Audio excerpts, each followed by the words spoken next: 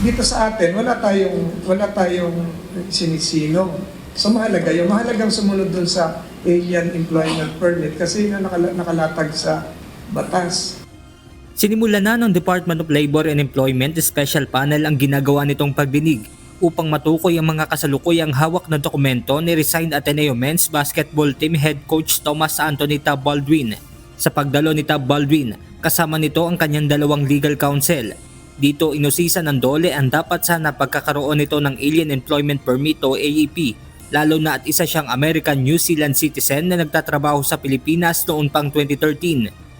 Do you have an alien employment card? Your Honor, currently I do not. Answer is no. So, you have never possessed an AEP since 2000. What was the date you mentioned a while ago? 2013. Never got an AEP. Did you ever apply for an AEP? Your Honor, we do have documentation that an AEP was delivered to me. An AEP application was partially filled out, and I do not recall not doing that. My habits are that when I am asked to perform documentation, I do that. But this is now some 12, 13 years ago, and I do not have clear recollection. Noong June 15 pa hinihingi ng DOLE ang kopya ng Alien Employment Permit o AEP na hawak ni Baldwin. Pero mga redacted na Alien Certificate of Residency o ACR lang ang isinumite ng abogado nito.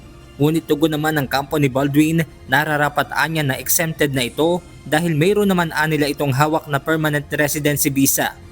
We take the position that the alien employment permit is not a requirement strictly applicable to our client in light of his permanent resident visa. Nonetheless, again, out of caution and out of due deference, we submit our answer. We mean no offense. It is only simply out of caution that we must declare that our appearance is out of utmost caution, Your Honor.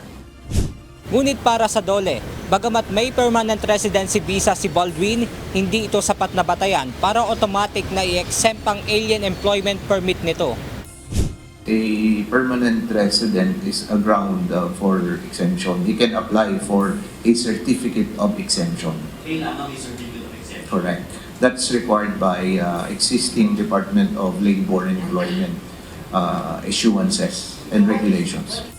Samantala, sa July 9, araw ng Huwebes, ipinatatawag ng Labor Department ang ilang opisyal ng Ateneo de Manila University upang dalhin at sagutin ang kanilang katanungan patungkol sa kontrata ni Baldwin.